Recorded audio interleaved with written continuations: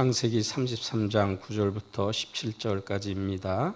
구약성경 51쪽입니다. 창세기 33장 9절부터 17절까지 한 절씩 교독하겠습니다. 마지막 17절은 함께 보시겠습니다. 에서가 이르되 내 동생아 내게 있는 것이 족하니 네 소유는 내게 두라.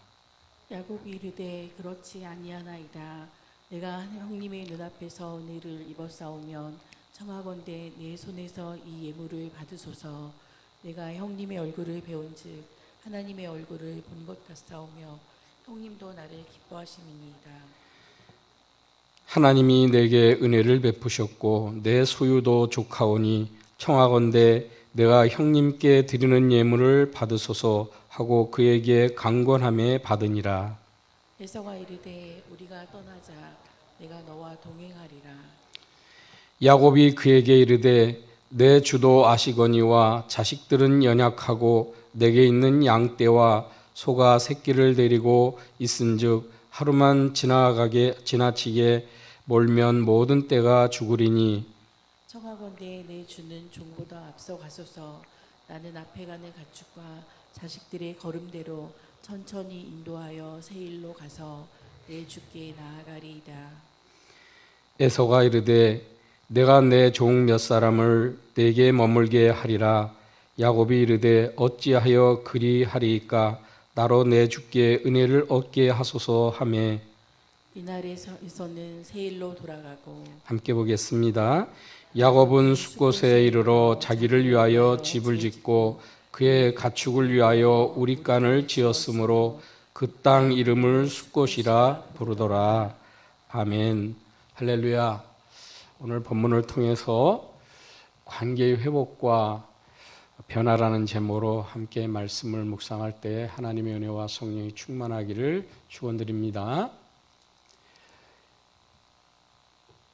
하나님의 축복과 함께 에서를 만나러 나선 야곱의 모습은 긴장감이 아주 팽팽했습니다.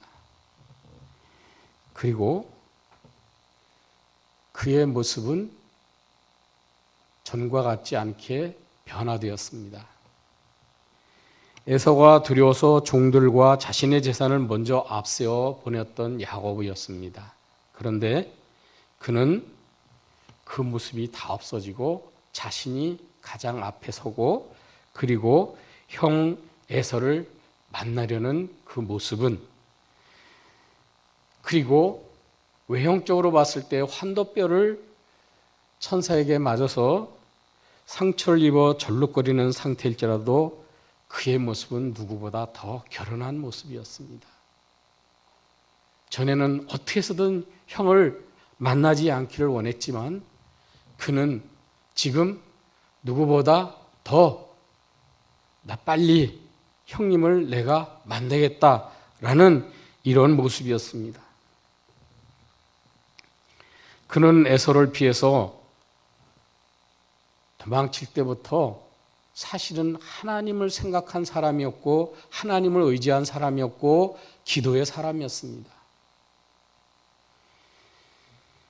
베델에서 삼촌 라반의 집에서 그리고 그가 아내를 위해서 7년, 14년 동안 사는 그 세월 속에서 그리고 나머지 4년 동안 양과 염소를 라반 삼촌을 위해서 기를 때도 하나님을 의지하며 하나님께 기도하던 사람이었습니다. 이렇게 믿음이 있는 그러한 야곱이었으나 그 삶의 모습은 호감보다는 비호감이라고 이렇게 볼 수 있는 말이라고 볼 수 있어요.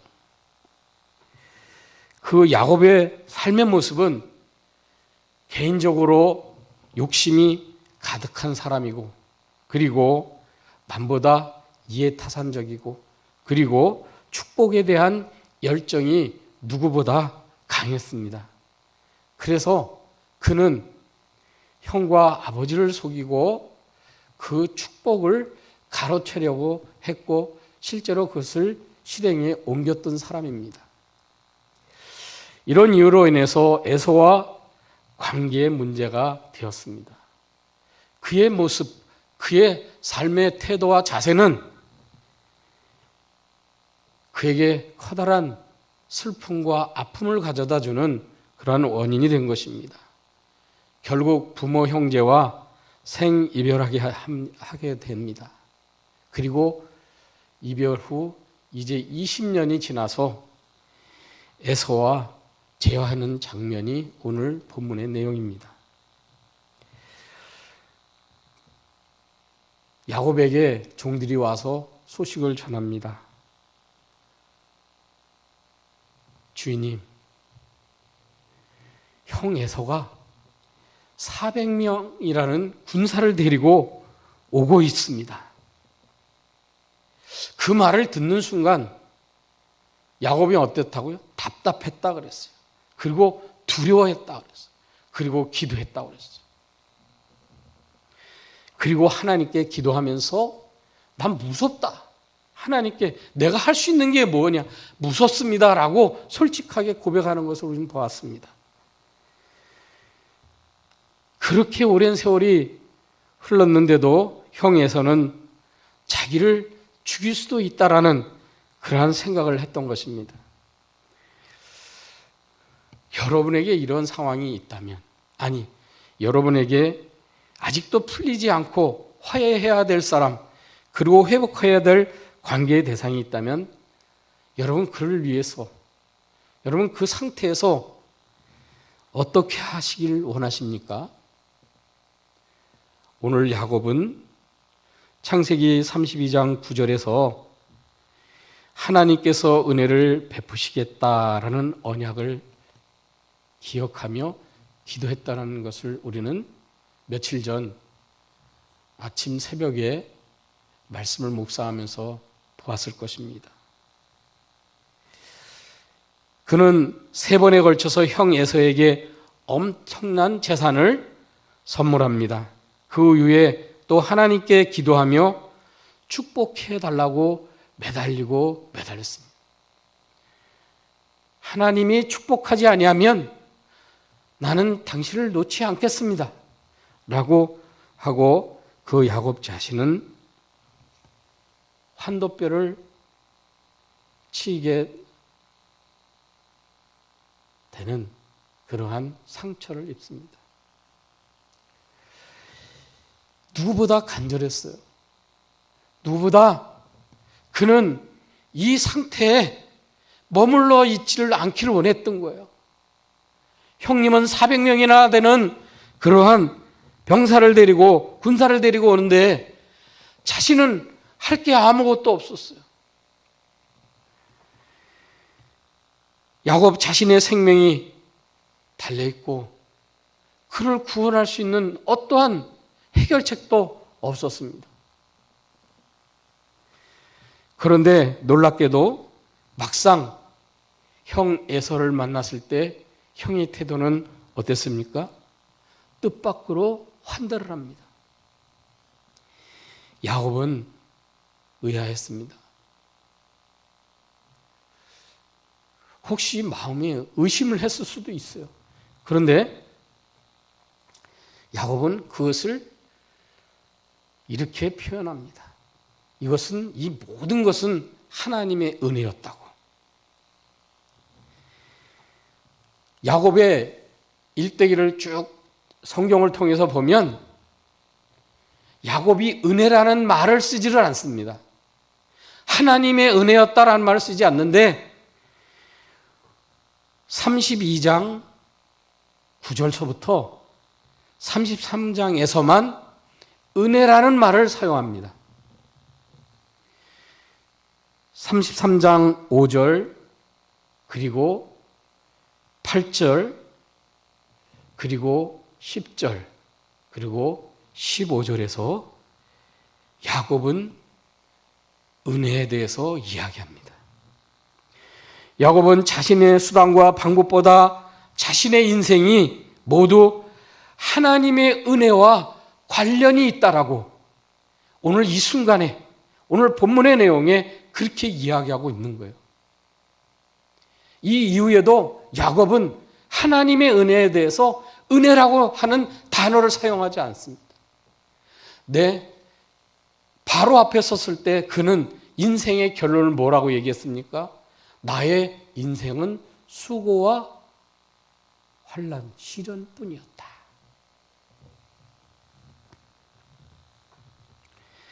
창세기 33장 10절에서 부족하고 잘못한 것이 많지만 하나님이 자신을 기뻐하신 것처럼 형님도 나를 기뻐하시기 때문이다 라고 이야기하면서 이것은 자신과 형 에서 간의 관계 회복이 철저히 하나님의 은혜라는 그러한 고백을 하고 있는 것을 볼 수 있습니다.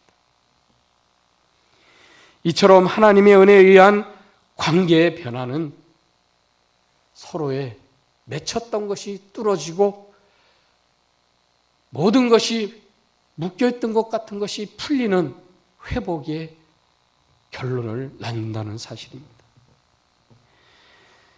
하나님의 은혜로 변화되는 관계 회복은 용서와 그리고 영원한 생명과 함께 모든 것이 새로워지기 때문입니다. 우리와 하나님의 관계가 변화되었을 때 우리의 심령과 우리들의 모든 영적인 상태는 회복이 되어지고 새로워지고 하나님의 백성이라는 새로운 하나님의 은혜에 그러한 명칭을 얻게 됩니다. 하나님의 자녀다. 너는 내 백성이다. 은혜에 의해 회복한 사람은 골로새서 3장 10절에서 이렇게 말씀합니다. 새 사람을 입었으니 이는 자기를 창조하신 이의 형상을 따라 지식에까지 새롭게 하심을 입은 자니라. 속에서부터 모든 것이 다 달라진 사람이다 라고 이렇게 이야기하고 있습니다. 구원의 시작은 하나님이 하시지만 은혜로 구원받은 그 믿음을 생활로 감당해야 한다는 것입니다. 하나님은 우리가 필요한 모든 것을 아시지만 우리에게 그것을 위해 기도하라고 하신 말씀과 같은 것입니다. 관계 회복을 위해서 우리는 때로 이런 말을 많이 합니다. 선물해야 돼. 선물해야 한다고 그렇게 생각하고 그것을 권유하고 사람들에게 그렇게 이야기하면 우리도 또 그렇게 하기도 합니다. 맞습니다. 전도할 때도 그렇지 않습니까? 사람을 사귈 때도 그렇습니다. 사업을 잘 해보려고 할 때도 뇌물이 아닌 또 순수한 마음으로 선물할 경우도 많이 있습니다. 남녀가 사랑할 때도 우리는 끊임없이 선물합니다. 그 효과는 매우 긍정적입니다. 야곱도 그렇게 하는 것을 오늘 봅니다. 창세기 33장 11절에 그는 3번의 선물을 드리고 나서 또 그에게 또 예물을 드리며 이렇게 얘기합니다. 형님께 드리는 예물을 받으소서. 여기서 예물은 베레카라는 말인데 그런데 그 뜻은 놀랍게도 축복이라는 의미가 담겨져 있습니다. 야곱이 형 에서에게 드리는 예물은 하나님의 축복의 결과물이고 그 결과를 에서에게 돌려주었던 것입니다. 어떻게? 훔쳤던 복을 대신해서 복을 바침으로써 배상한 것입니다. 이처럼 받은 은혜로 은혜를 갚는 사람은 그리스도 안에서 관계가 회복된 사람이라는 사실.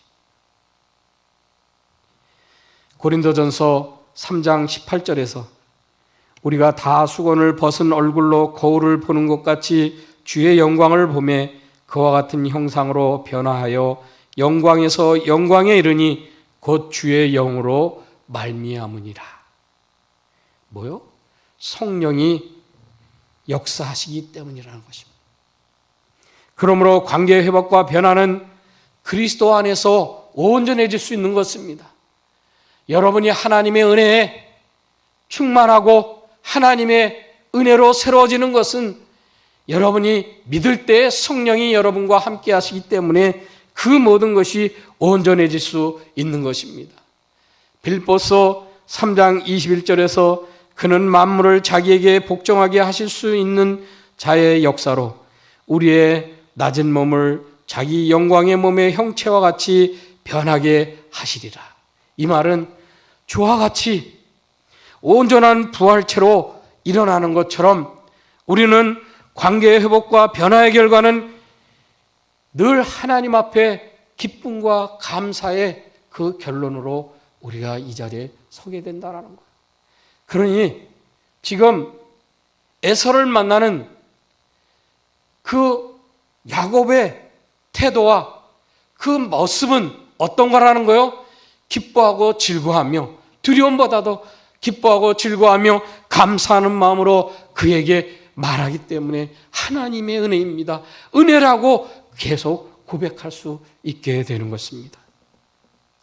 시편 51편 12절에서 주의 구원의 즐거움을 내게 회복시켜 주시고 자원하는 심령을 주사 나를 붙드시기 때문에 그렇다는 것입니다.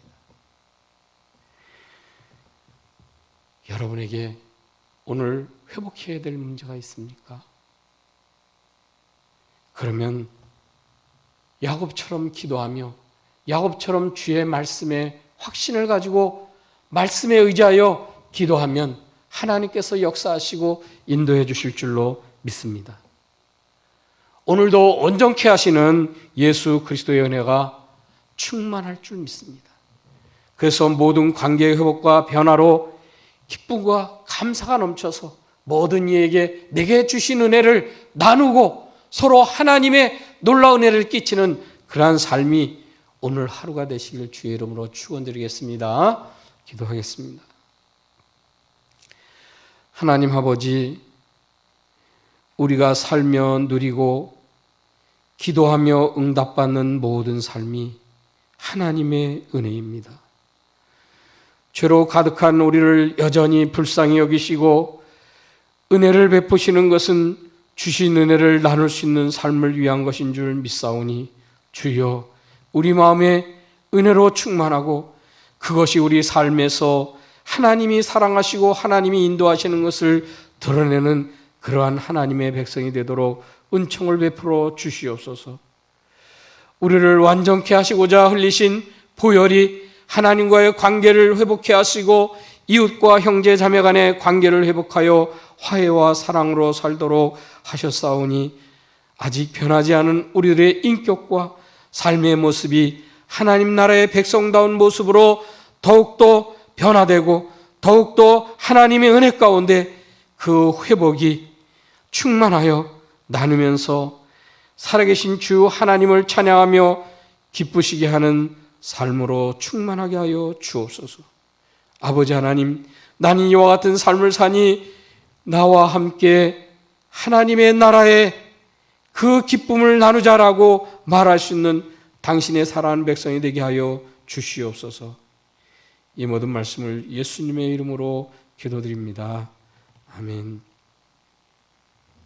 말씀을 다시 한번 되새기며 관계를 회복할 이웃과 형제자매를 위해 기도하고 만나서 하나님께 받은 은혜를 나누게 하소서라는 기도 제목으로 기도하시고 담임 목사님과 교회를 섬기는 모든 교육자들에게 성령 충만, 말씀 충만, 기도의 능력을 위해 기도하시고 예수를 깊이 생각하는 교회와 가정과 선교와 민족과 열방을 위해서 그리고 환우들과 경제적 어려움을 당한 그리스도인들을 위해서 요즘 나라가 많이 어렵습니다. 경제적으로 어렵습니다. 그리고 모든 것이 불안정합니다. 그런데 이를 위해서 기도해 주시기 바랍니다. 이 나라의 안정과 위정자를 위해서 특별히 기도해 주시고 이어서 개인 기도하시겠습니다. 기도하시겠습니다.